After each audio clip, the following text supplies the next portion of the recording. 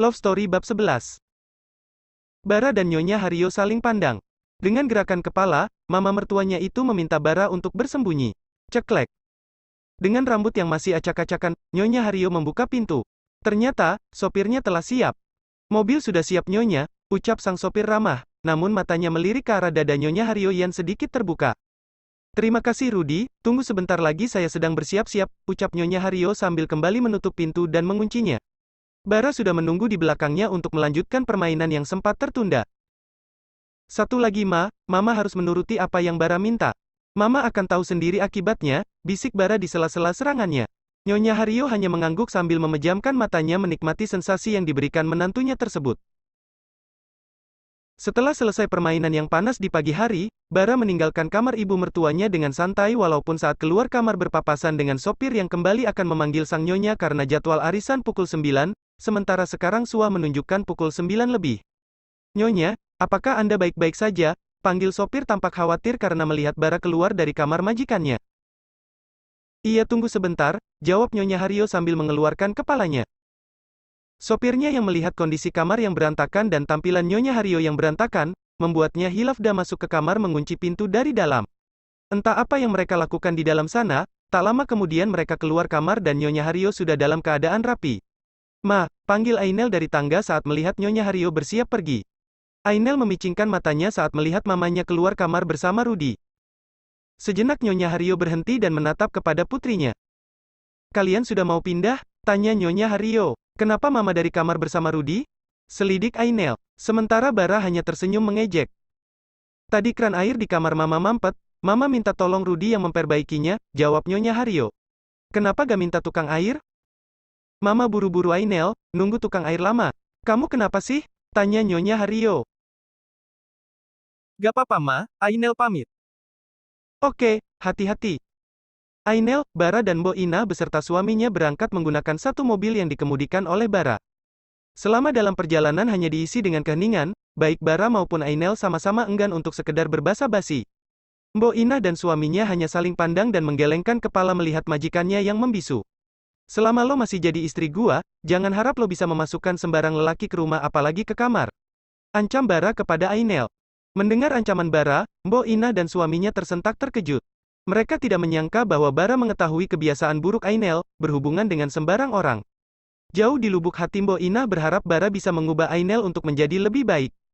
Ainel hanya melengos mendengar perkataan Bara. Lo akan tahu akibatnya jika mengabaikan omongan gua. Lo itu hanya rubah kecil yang bermimpi menjadi singa. Ketus Ainel. Klunting. Ponsel Ainel berbunyi. Tubuh Ainel menegang saat melihat pesan yang dikirimkan Bara ke ponselnya. Bara mengirimkan video panasnya dengan Nyonya Hario semalam. Bajingan kau, geram Ainel. Bahkan rubah itu sudah menjadi harimau Ainel, seringai Bara. Ainel menyerang Bara yang sedang fokus mengemudikan mobil. Mendapat serangan Ainel yang tiba-tiba, Bara kehilangan fokus hingga mobil yang melaju kencang menjadi oleng. Stop, teriak Bo Ina. Cheat. Bara menginjam rem dengan kencang, membuat mobil berhenti dengan tiba-tiba. Beruntung tidak terjadi kecelakaan. Non dan Tuan, tolong jangan ribut di dalam mobil. Mbo dan Mamang tidak mau mati dalam keadaan seperti ini, ada anak kami yang menunggu kami. Ujar Mbo Ina marah. Maaf Mbo, ujar Ainel dengan lemah. Maaf Mang, Mbo, ucap Bara sambil kembali melajukan mobilnya dengan kecepatan sedang.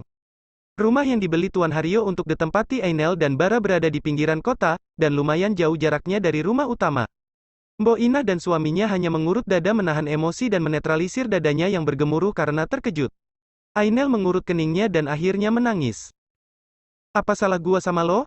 Tanya Ainel kepada Bara. Gak salah lo nanya itu ke gua? Tanya Bara balas bertanya.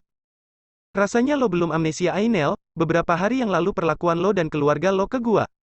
Kalian menganggap gua sampah, padahal gua menikahi lo karena paksaan dari papa lo, lanjut Bara. Ainel hanya menggeleng.